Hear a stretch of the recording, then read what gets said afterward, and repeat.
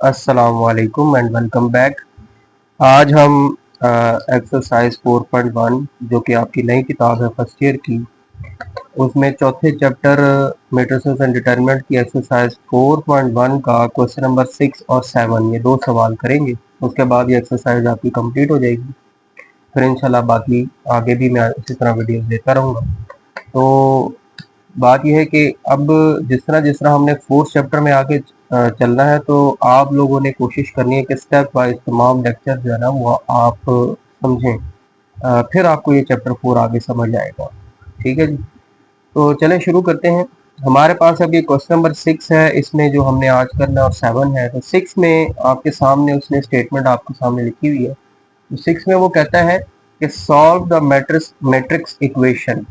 आपने जो ये मैट्रिक्स की इक्वेशन दी हुई है इसको सॉल्व करना है। ये जो आपको इक्वेशन दी हुई है ये मैट्रिक्स इक्वेशन है। ठीक है जी, आपने इसको सॉल्व करना है।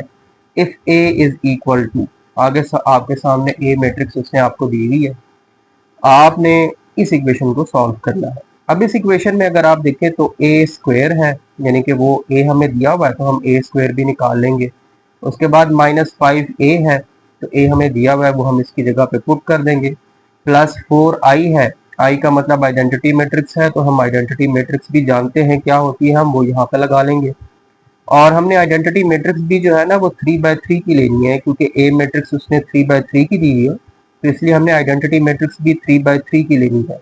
और फिर -x इज इक्वल टू 0 लिखा हुआ है। तो इस पूरी इक्वेशन में जो चीज हमें नहीं मालूम, अननोन है, वो है ये x। तो हमने इस इक्वेशन को सॉल्व करना है ताकि हमें x मिल जाए, x की वैल्यू हासिल हो जाए। लीजिए सोल्यूशन की तरफ। पहले तो ये जो इक्वेशन दी हुई है ना इसी को हम लेके चलेंगे। लिखा हुआ है a square -5a + 4i - x is equal to 0। आप एक काम करें, आप इस x को इस तरफ ले आए। इस तरफ लेफ्ट हैंड साइड पे नेगेटिव है, राइट हैंड साइड पर आकर पॉजिटिव हो जाएगा। तो बन जाएगा a square -5a + 4i is equal to x। Rearrange करके लिख लें। ये जो राइट साइड है उसको लेफ्ट बना ले, जो लेफ्ट है उसको राइट बना ले। तो x आपके सामने क्या बन गया, अब ये उस तरफ लिख लें। ए स्क्वायर -5a + 4i। अब इस इक्वेशन को 1 का नाम दे लेते हैं। इसका मतलब अगर हमें मैट्रिक्स x चाहिए तो उसके लिए हमें क्या क्या रिक्वायर्ड है जो हम इसमें पुट करके सॉल्व करेंगे। एक तो हमें ए स्क्वायर रिक्वायर्ड है, मौजूद नहीं है। -5a, ए हमें दिया हुआ वो पुट हो सकता है, आई भी हम जानते हैं क्या होता है वो भी पुट हो सकता है। तो जो मेन चीज़ है हमें ए स्क्वायर मालूम नहीं है। तो आप एक काम करेंगे, सबसे पहले हम ए स्क्वायर निकाल लेंगे। ए स्क्वायर किस तरह से निकालेंगे, ए मैट्रिक्स को ए से मल्टीप्लाई करके। तो हम ए मैट्रिक्स को 2 मरतबा लिख लेंगे, 2 0 1 2 1 3 1 -1 0। ये ए मैट्रिक्स आ गई।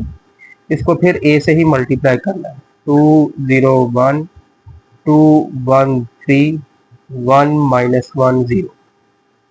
आप देखें मल्टीप्लिकेशन हम कई बार कर चुके हैं, इनको आप मल्टीप्लाई कर लें तो उससे देखें अब लेफ्ट हैंड साइड पर ए से मल्टीप्लाई होकर ए स्क्वायर बन जाएगा। तो मल्टीप्लिकेशन किस तरह से करते हैं, रिकॉल करें कि मल्टीप्लिकेशन में आप ये पहली रो को पहले कॉलम के साथ मल्टीप्लाई करेंगे, पहली वैल्यू को पहली वैल्यू से मल्टीप्लाई करें, 2 2 4। दूसरी वैल्यू को दूसरे से करें, 0 × 2 0। तीसरी वैल्यू को तीसरी वैल्यू के साथ करें, 1 × 1 1। फिर आप इस पहली रो को इस दूसरे कॉलम के साथ मल्टीप्लाई करेंगे इसी तरह, 2 × 0 0 0 × 1 0 और 1 × -1 -1। फिर आप इस दूसरी रो पहली रो को तीसरे कॉलम से मल्टीप्लाई करेंगे, 2 × 1 2 0 × 3 0 1 × 0 0।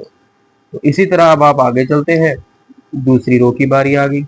अब दूसरी रो को आप पहले कॉलम के साथ मल्टीप्लाई करेंगे, 2 × 2 4 1 × 2 2 3 × 1 3।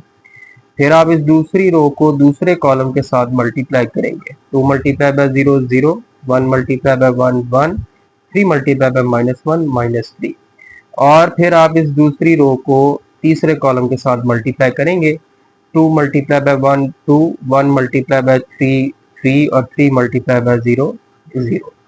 और एट द लास्ट अब आप इसी तरह ये जो तीसरी रो दी हुई है इसको मल्टीप्लाई करेंगे। तो तीसरी रो को पहले कॉलम के साथ मल्टीप्लाई करेंगे। 1 मल्टीप्लाई बाय 2 2, -1 मल्टीप्लाई बाय 2 -2 और 0 मल्टीप्लाई बाय 1 0। इसी तरह अब आप तीसरी रो को दूसरे कॉलम के साथ मल्टीप्लाई करेंगे। 1 multiply by 0 0, -1 multiply by 1 -1, 0 multiply by -1 0। और तीसरे कॉलम को आप तीसरी रो के साथ तीसरे रो को तीसरे कॉलम के साथ मल्टीप्लाई करेंगे। 1 multiply by 1 1, -1 multiply by 3 -3, 0 multiply by 0 0। तो ये हमने मल्टीप्लिकेशन कर दी है। तो देखिए आपके पास ए स्क्वायर का आंसर क्या आ गया। अब ये सिर्फ आपने प्लस माइनस करना है। ये हो जाएगा 5 -1 2 और 4 और 2 6, 9 -2 5, ये 0 हो गया, -1 -2। ये हमारे पास मैट्रिक्स ए स्क्वायर आ चुकी है। तो ये हमारे पास ए स्क्वायर मैट्रिक्स है। अब हमारा ए स्क्वायर हमें पता चल चुकी है। अब हम इक्वेशन 1 में वैल्यूज पुट करेंगे। हाँ, ए स्क्वायर ये है, उसमें ये आई आ रहा है। आई क्या होगा, तो मैंने बताया हमने आई जो है ये आइडेंटिटी मैट्रिक्स होती है, वो भी हमने 3/3 की बनानी है। आइडेंटिटी मैट्रिक्स क्या होती है, जो 3/3 की हो। 1 0 0 0 1 0 0 0 1, ये मैंने पहले बताया हुआ है। तो ये आइडेंटिटी मैट्रिक्स है। अब हमारे पास तमाम एलिमेंट्स, तमाम मैट्रिसेस मौजूद हैं। अब हमने सिंपली इक्वेशन 1 में पुट करनी है। तो यहाँ पर हम लिखेंगे using equation 1, using equation 1, x ऐसी रहेगा।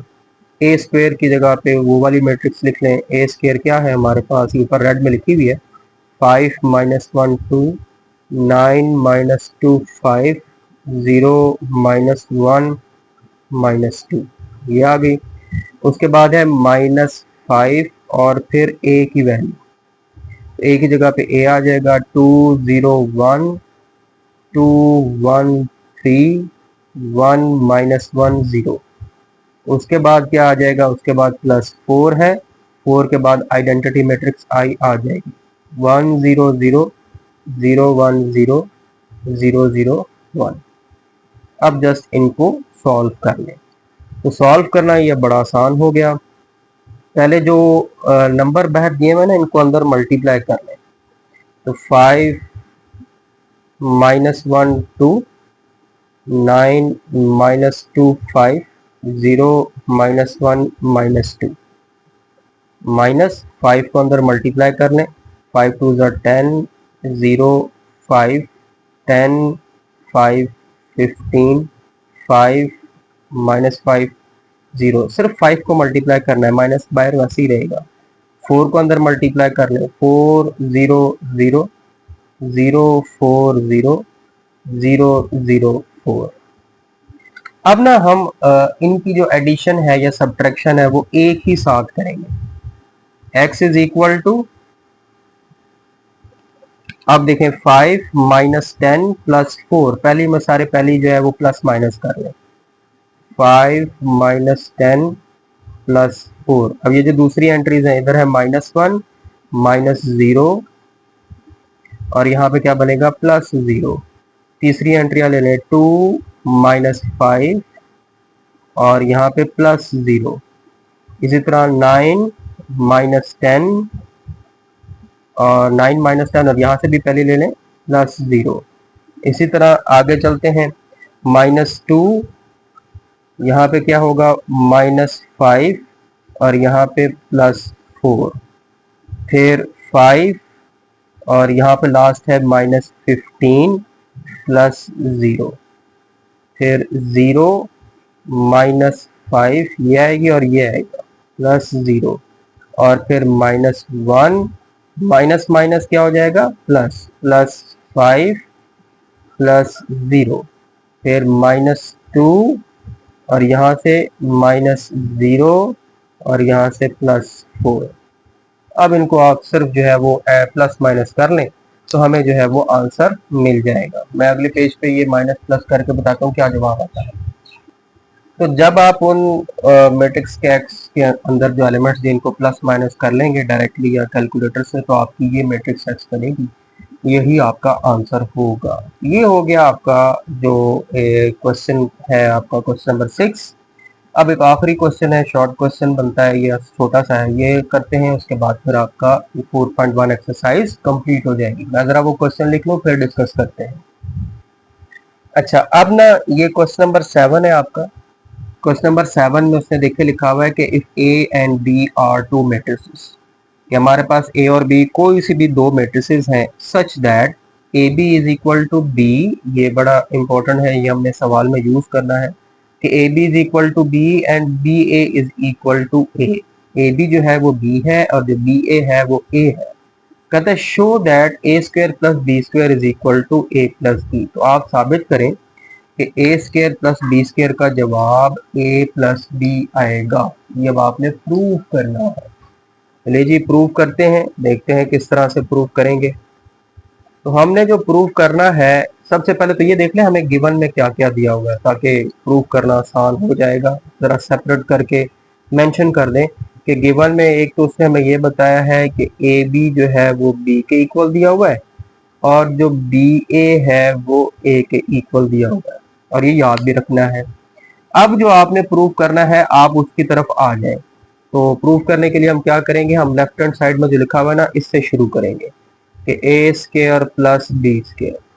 अब हम एक काम करते हैं, ये जो ए स्क्वायर प्लस बी स्क्वायर लिखा हुआ है ना, इसमें इनको ब्रेक कर लेते हैं। यानी कि ये जो ए स्क्वायर लिखा हुआ है इसको लिखना है ए इंटू ए, और ये जो बी स्क्वायर लिखा हुआ है इसको लिखना है बी इंटू बी। ए से मल्टीप्लाई होगा ए स्क्वायर बन जाएगा, बी से मल्टीप्लाई होगा बी स्क्वायर बन जाएगा।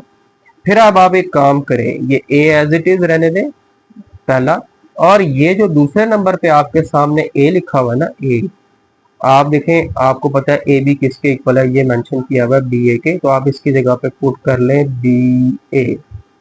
और इसी तरह अगले में भी आपने यही करना है, जो बी है ये एज इट इज रहेगा पहला, और ये जो दूसरा बी दिया हुआ है इसकी जगह पे देखिए ये क्या लिखा हुआ है, बी किसके इक्वल है, ए बी के, आप लिख लें ए बी। ठीक हो गया, तो ये आपने पहला काम करना है।